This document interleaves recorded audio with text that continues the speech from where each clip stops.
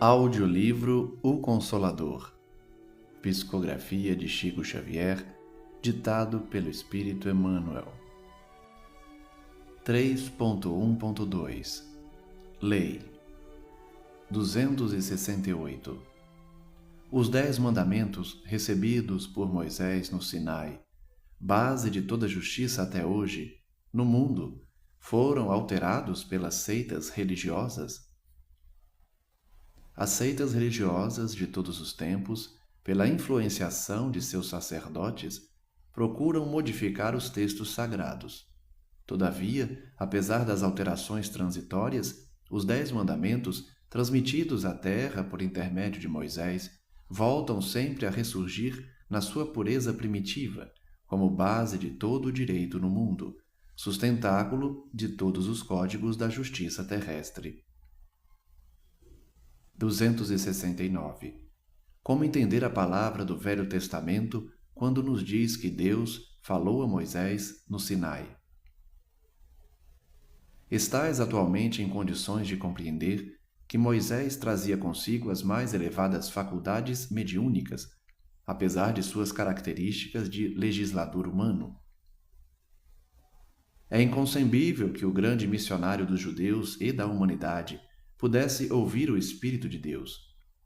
Estais, porém, habilitados a compreender agora que a lei, ou a base da lei, nos 10 mandamentos, foi-lhe ditada pelos emissários de Jesus.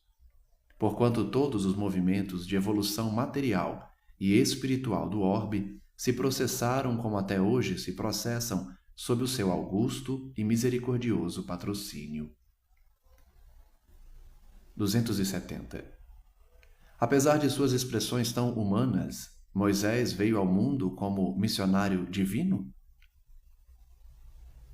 Examinando-se os seus atos enérgicos de homem, há a considerar as características da época em que se verificou a grande tarefa do missionário hebreu, legítimo emissário do plano superior para entregar ao mundo terrestre a grande e sublime mensagem da primeira revelação. Com expressões diversas, o grande enviado não poderia dar conta exata de suas preciosas obrigações em face da humanidade ignorante e materialista. 271. Moisés transmitiu ao mundo a lei definitiva?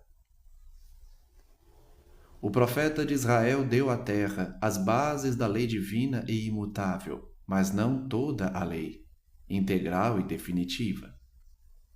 Aliás, somos obrigados a reconhecer que os homens receberão sempre as revelações divinas de conformidade com a sua posição evolutiva. Até agora, a humanidade da era cristã recebeu a grande revelação em 3 aspectos essenciais. Moisés trouxe a missão da justiça. O Evangelho, a revelação insuperável do amor. E o Espiritismo, em sua feição de cristianismo redivivo, traz, por sua vez, a sublime tarefa da verdade. No centro das 3 revelações encontra-se Jesus Cristo, como fundamento de toda a luz e de toda a sabedoria. É que, com o amor, a lei manifestou-se na terra no seu esplendor máximo. A justiça e a verdade nada mais são que os instrumentos divinos de sua exteriorização, com aquele Cordeiro de Deus, a alma da redenção de toda a humanidade. A justiça, portanto, lhe aplainou os caminhos, e a verdade, consequentemente, esclarece os seus divinos ensinamentos. Eis porque, com o Espiritismo simbolizando a terceira revelação da lei, o homem terreno se prepara, aguardando as sublimadas realizações do seu futuro espiritual nos milênios por vindouros. 272. Qual a significação da lei de Talião, olho por olho, dente por dente, em face da necessidade da redenção de todos os espíritos pelas reencarnações sucessivas? A lei de Talião prevalece para todos os espíritos que não edificaram ainda o santuário do amor nos corações. e que representam a quase totalidade dos seres humanos. Presos ainda aos milênios do pretérito, não cogitaram de aceitar e aplicar o Evangelho a si próprios, permanecendo encarcerados em círculos viciosos de dolorosas reencarnações expiatórias e purificadoras. Moisés proclamou a lei antiga, muitos séculos antes do Senhor. Como já foi dito, o profeta hebraico apresentava a revelação com a face divina da justiça, mas, com Jesus, o homem do mundo recebeu o código perfeito do amor. Se Moisés ensinava o olho por olho, dente por dente, Jesus Cristo esclarecia que o amor cobre a multidão dos pecados. Daí a verdade de que as criaturas humanas se redimirão pelo amor e se elevarão a Deus por ele, anulando com o bem todas as forças que lhes possam encarcerar o coração nos sofrimentos do mundo. 273. Qual é verdadeiramente o segundo mandamento? Não farás imagens esculpidas das coisas que estão nos céus, etc. Segundo alguns textos, ou não tomar o seu santo nome em vão, conforme o ensinamento da Igreja Católica de Roma. A segunda fórmula foi uma tentativa de subversão dos textos primitivos, levada a efeito pela Igreja Romana, a fim de que o seu sacerdócio encontrasse campo livre para desenvolvimento das heranças do paganismo, no que se refere às pomposas demonstrações do culto externo. 274. Qual a intenção de Moisés no Deuteronômio, recomendando que ninguém interrogasse os mortos para saber a verdade? Antes de tudo, faz-se preciso considerar que a afirmativa tem sido objeto injusto de largas discussões por parte dos adversários da nova revelação que o Espiritismo trouxe aos homens na sua feição de consolador. As expressões sectárias, todavia, devem considerar que a época de Moisés não comportava as indagações do invisível, porquanto o comércio com os desencarnados se faria com um material humano excessivamente grosseiro e inferior. 3.1.3 Profetas 275. Os 5 livros maiores da Bíblia encerram símbolos especiais para a educação religiosa do homem. Todos os documentos religiosos da Bíblia se identificam entre si no todo, desde a primeira revelação com Moisés, de modo a despertar no homem as verdadeiras noções do seu dever para com os semelhantes e para com Deus. 276. A previsão e a predição nos livros sagrados dão a entender que os profetas eram diretamente inspirados pelo Cristo? Nos textos sagrados das fontes divinas do cristianismo, as previsões e predições se efetuaram sob a ação direta do Senhor, pois só Ele poderia conhecer bastante os corações, as fraquezas e as necessidades dos seus rebeldes tutelados, para sondar com precisão as estradas do futuro, sob a misericórdia e a sabedoria de Deus. 277. Os espíritos elevados, como os profetas antigos, devem ser considerados como anjos ou como espíritos eleitos? Como missionários do Senhor, junto à esfera de atividade propriamente material, os profetas antigos eram também dos chamados à luminosa sementeira. Para nossa compreensão, a palavra anjo, neste passo, deve designar somente as entidades que já se elevaram ao plano superior, plenamente redimidas, onde são escolhidas na tarefa sagrada daquele cujas palavras não passarão. O eleito, porém, é aquele que se elevou para Deus em linha reta, sem as quedas que nos são comuns, sendo justo afirmar que o orbe terrestre só viu um eleito, que é Jesus Cristo. A compreensão do homem, todavia, em se tratando de angelitude, generalizou a definição, estendendo-a a todas as almas virtuosas e boas nos bastidores da sua literatura, o que se justifica entendendo-se que a palavra anjo significa mensageiro. 278. Devemos considerar como profetas somente aqueles a que se referem as páginas do Velho Testamento? Além dos ensinamentos legados por um Elias ou um Jeremias, temos de convir que numerosos missionários do plano superior precederam a vinda do Cristo, distribuindo no mundo o pão espiritual de suas verdades eternas. Um Shakyamuni, um Confúcio, um Sócrates foram igualmente profetas do Senhor, na gloriosa preparação dos seus caminhos. Desenvolveram-se distante do ambiente e dos costumes israelitas, pautaram a missão no mesmo plano universalista em que as tribos de Israel foram chamadas a trabalhar, mais particularmente pelo progresso religioso do mundo. 279. Os profetas hebraicos representavam o papel de sacerdotes dos crentes da lei? Em todos os tempos, houve a mais funda diferença entre o sacerdócio e o profetismo. Os antigos profetas de Israel nunca se caracterizaram por qualquer expressão de servilismo às convenções sociais e aos interesses econômicos, tão ao gosto do sacerdócio organizado, em todas as eras e em todos os lugares. Extremamente dedicados ao esforço próprio, não viviam do altar de sua fé, mas do trabalho edificante, fosse na indumentária dos escravos oprimidos ou no insulamento do deserto, que as suas aspirações religiosas sabiam povoar de um santo dinamismo construtivo. 280. Os profetas do Cristo têm voltado à esfera material para trazer aos homens novas expressões de luz para o futuro da humanidade? Em tempo algum, as coletividades humanas deixaram de receber a sublime cooperação dos enviados do Senhor na solução dos grandes problemas do porvir.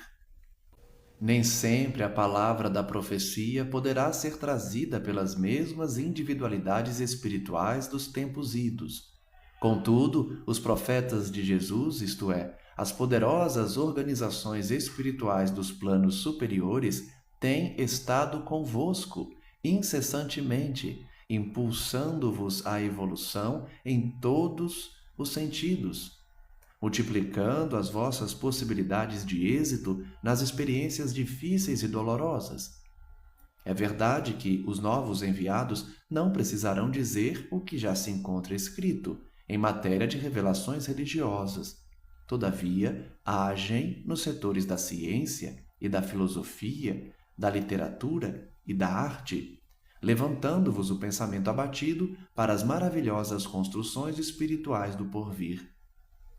Igualmente, é certo que os missionários novos não encontraram o deserto de figueiras bravas, onde os seus predecessores se nutriam apenas de gafanhotos e de mel selvagem, mas ainda são obrigados a viver no deserto das cidades tumultuosas, entre corações indiferentes e incompreensíveis, cercados pela ingratidão e pela zombaria dos contemporâneos, que muitas vezes lhes impõe o pelourinho e o sacrifício.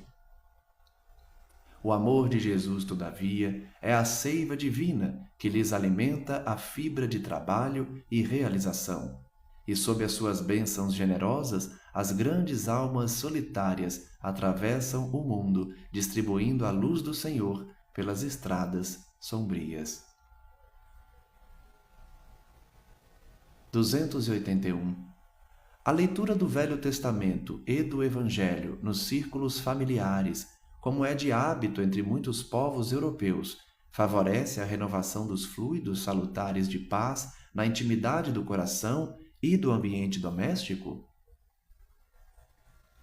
Essa leitura é sempre útil e, quando não produz a paz imediata, em vista da heterogeneidade de condições espirituais, daqueles que a ouvem em conjunto, constitui sempre proveitosa sementeira evangélica, extensiva às entidades do plano invisível que a assistem, sendo lícito esperar mais tarde o seu florescimento e frutificação. 3.2 Evangelho 3.2.1 Jesus 282 Se devemos considerar o Velho Testamento como a pedra angular da revelação divina, qual a posição do Evangelho de Jesus na educação religiosa dos homens? O Velho Testamento é o alicerce da revelação divina.